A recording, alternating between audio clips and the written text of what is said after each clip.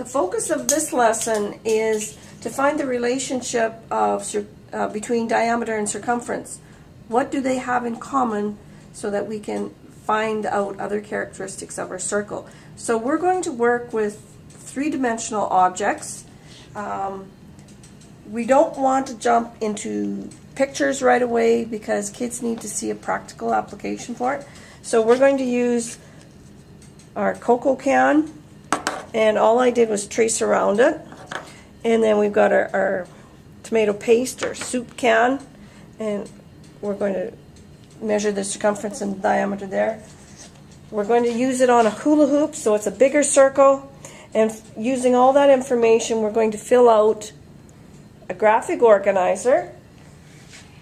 So here are three objects, and we're going to record in centimeters what's the circumference, what's the diameter, and what is the relationship between those two.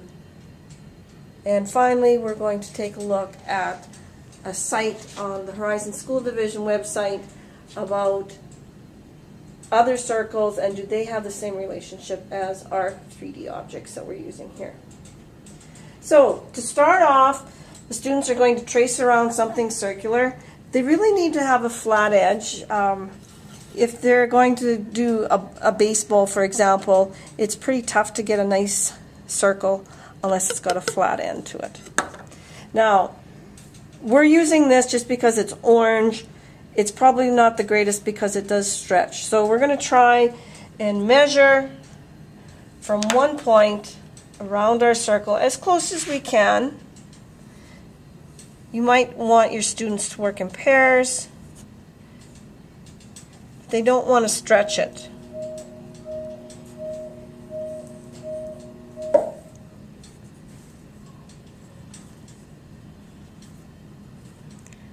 And to here. So there's my circumference of my cocoa can, and it is about 25 centimeters.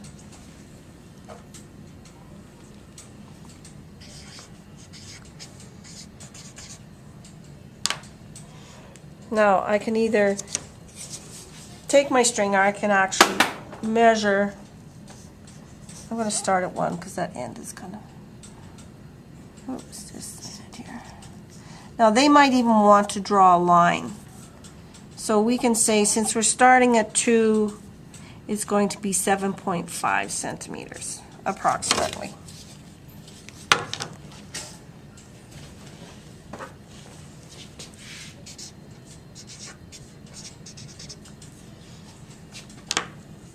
And my other can, let's just make a mark. I'm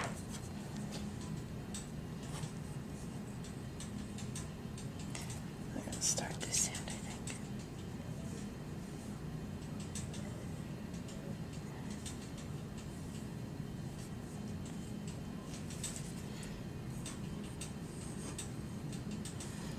You really want to use a string of some sort. Even dental floss works. Something that doesn't stretch. And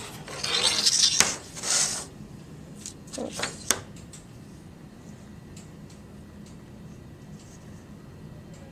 So this is 18 centimeters. And my diameter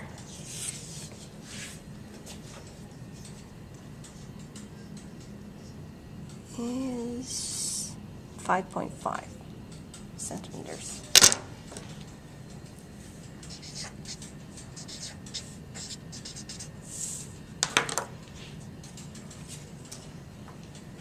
So if we go to our hula hoop,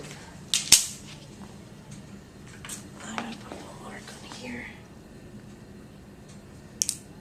Now this might work better as a two-man job.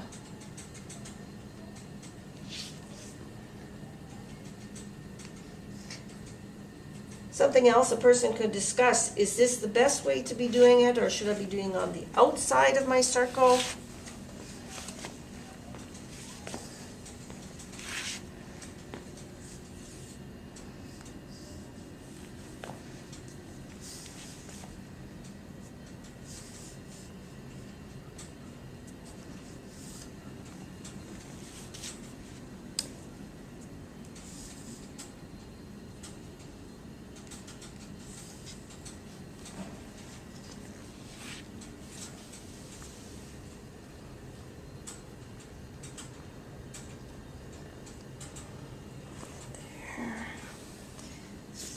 my meter stick.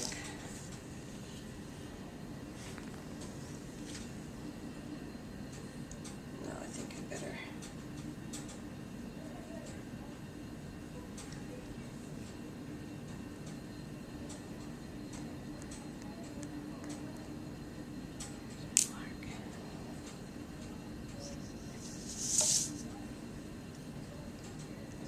One meter.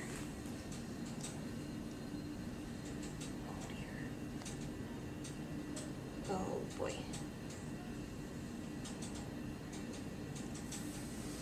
Oh, here it is. It's up there by my pen. So 2 meters.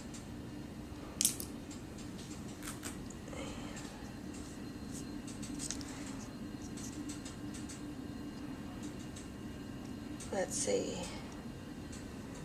2 meters and 37 centimeters. So 237 centimeters.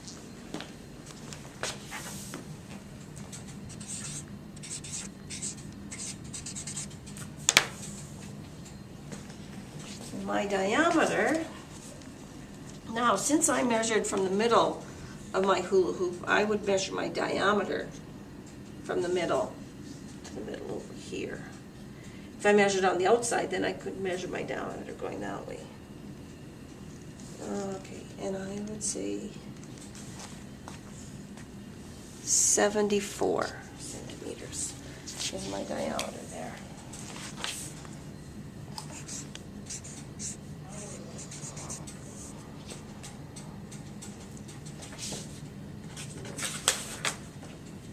So just to get a rough estimate, if I take my 18 centimeters, that's my circumference of the soup can, and divide by 5.5, I'm going to get about 15.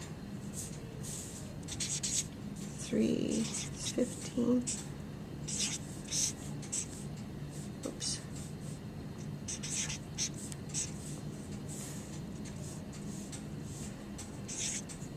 And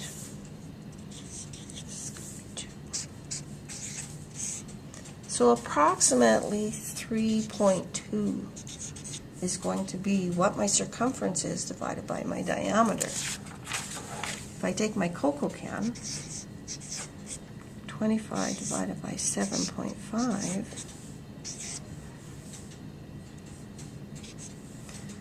I'm going to get 3.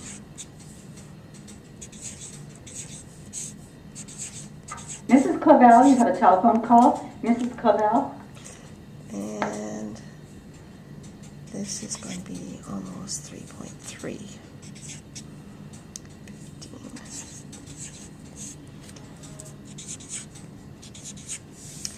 And my last one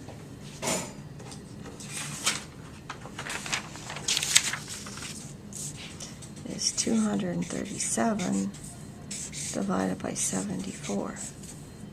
So I'm going to get 3.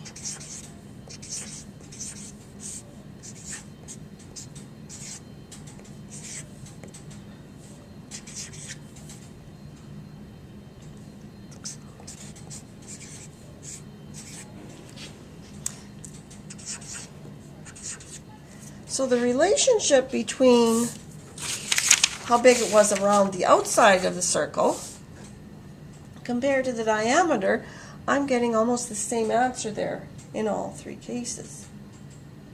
Now, if we wanted to get a more accurate answer, we could go on to a website.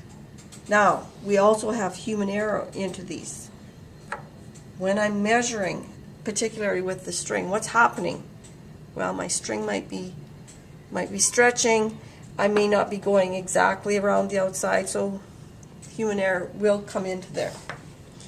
So if you get on the website, this is the Horizon School Division website, and if we go down the side to the online library, and then I go to the grade 7 site, and then I have Math Resources 2007. I come to this site. Now we want to get into the shape and space strand.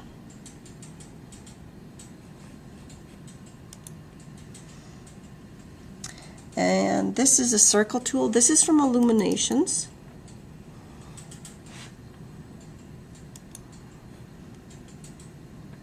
So they have a nice little intro, but we want to get into the investigation. So here's our circle tool. So I can make my circle any size that I want. You can get your students to come up and it will record them in order of size. And let's get a little one.